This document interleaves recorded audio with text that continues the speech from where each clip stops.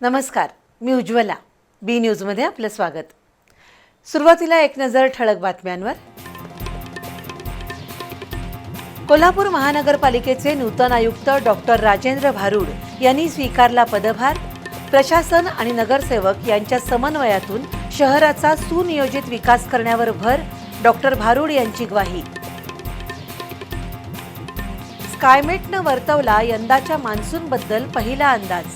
देशात सरासरीपेक्षा 94% पाऊस पडणार असल्यानं कृषी उत्पादन आणि जलसंपत्तीबाबत व्यक्त केली चिंता.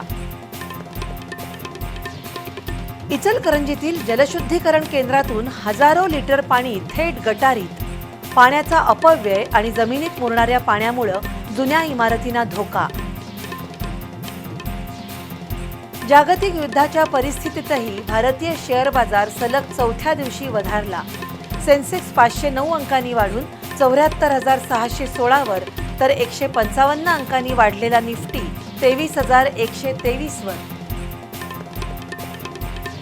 आणि महावितरण कंपनीची आर्थिक पुनर्रचना होणार. 32,679 कोटी रुपये कर्जासाठी भांडवली बाजारात सरकारी रोखे येणार. राज्य मंत्रिमंडळाचा निर्णय.